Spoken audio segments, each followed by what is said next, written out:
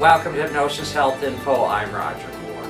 Last week when I was flying to the Dallas Hypnosis Convention, as I was running out the house, out the door to go to the ferry, I grabbed a Men's Health magazine that was in my office. It was the May 2012 issue, and I thought, okay, here's something I can read when I have to shut off my iPad, my iPhone, and well, you know, during taxiing and takeoff and all those things, and I just figured I was going to leave it in the pocket of the airplane for somebody else to read. And as I was flipping through the pages, first of all, I came across a really interesting recipe for making veggie burgers, black bean burgers, that looked really good. And so I'm going to try that out. And I was thinking, oh, I'll just rip the page out of the magazine. But a couple pages later, I came across an article about food addiction.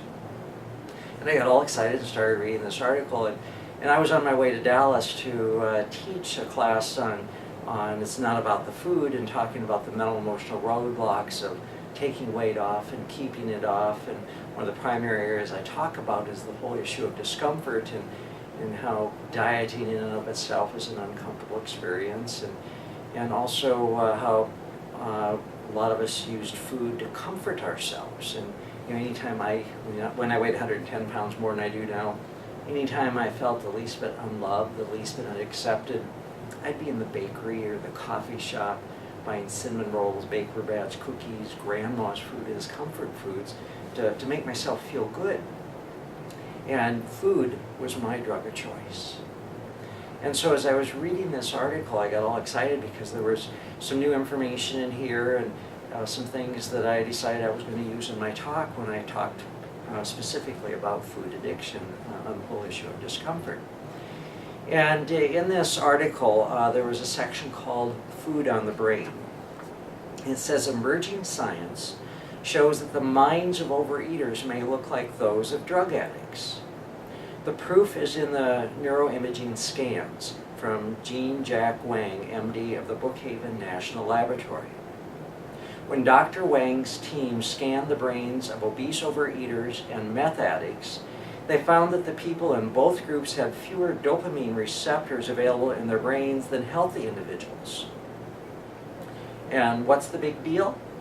Just as meth users need more and more of the drug to get high, obese overeaters may need more and more food to produce the same intensity of dopamine high, a cycle that can reinforce addictive behavior, according to Dr. Wang.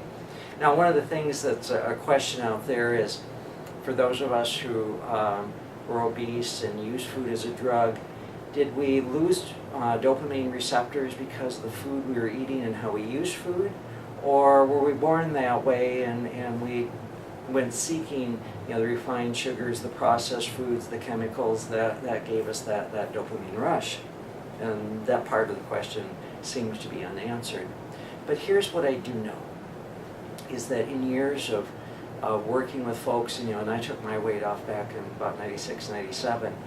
I've kept it off ever since, and both with myself and with the folks that I work with over the years at Slender for Life, is that hypnosis can help you end that addictive cycle.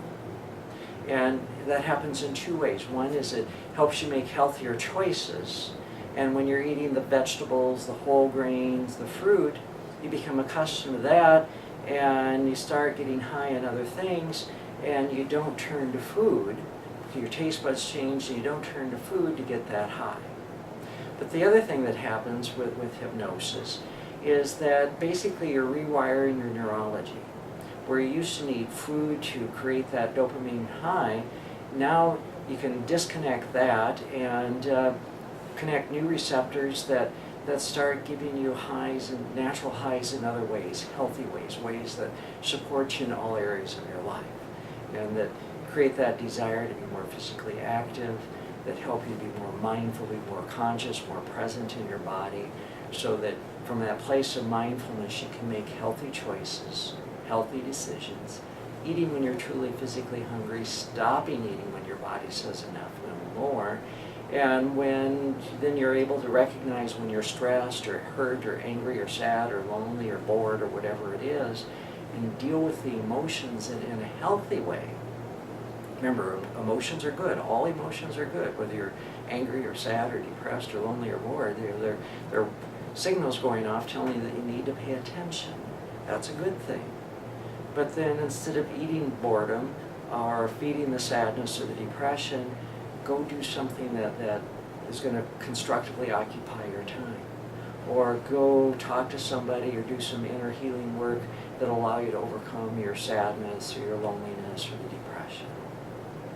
So if there's any way that I can support you in ending food addiction, please give me a call at 206-903-1232 or send me an email, roger@hypnosishealthinfo.com.